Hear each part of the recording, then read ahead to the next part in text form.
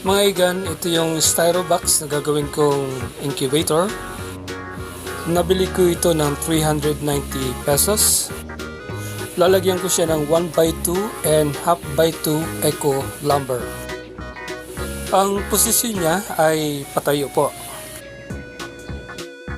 3 layers siya at ang pagitan ay 10 cm each.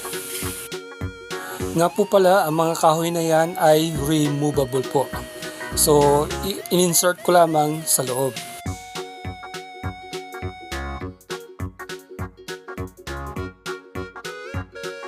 At sa ibabaw ng each layer ay lalagyan ko ng manual egg turner. At kung ikaw ay nakakaintindi sa carpentry, basic lamang ito at kayang-kaya mong gawin. At maaring mas maganda pa rito.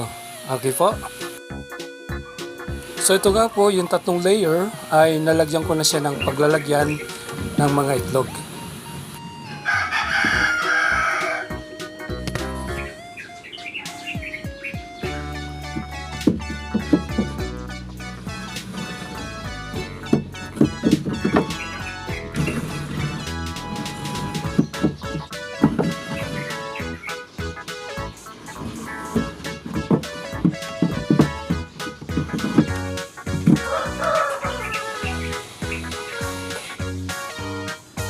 Next is, lalagyan ko siya ng hard plastic wool angle sa tagiliran para smooth po ang pag-slide ng ating egg turner.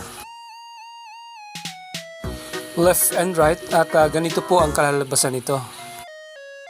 So ito po ay ipako ko na siya. I-try kong i-slide yung ating manual egg turner. Ang pagitan ng mga spacing na yan na paglalagyan ng itlog ay 4 cm po. So ayan mga kasikap, very smooth po ang pag-slide ng ating manual egg turner. Okay na po ito mga kasikap. Next is lalagyan ko siya sa ilalim ng green screen para saluhin yung mga itlog na aking ilalagay. Ito po mga kasikap, mga kaibigan, nailagay ko na.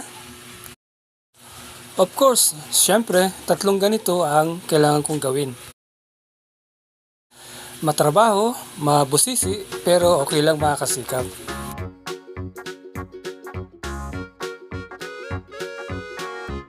At ito nga po ay nailagay ko na sa tatlong layer. Check po natin at testingin.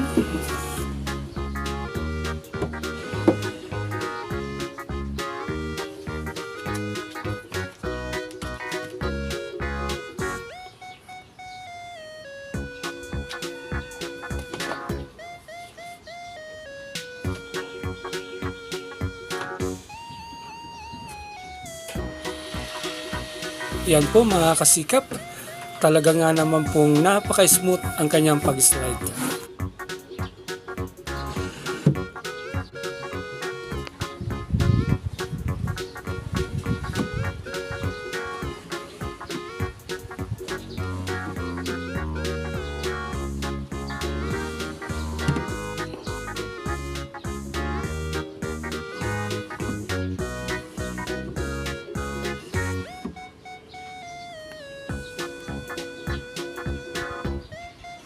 Testingin po natin at lagyan natin ng isang itlog.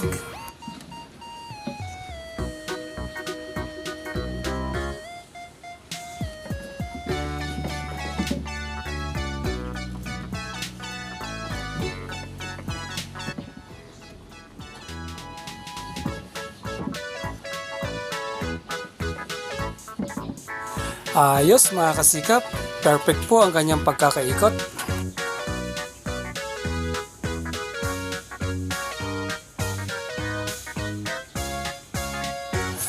Nga po pala itong space sa ilalim, dito ko ilalagay yung pan, yung ilaw at saka yung water container. Sa next video na po yun, kaya in-encourage ko po kayo na patuloy nyo subaybayan ang susunod.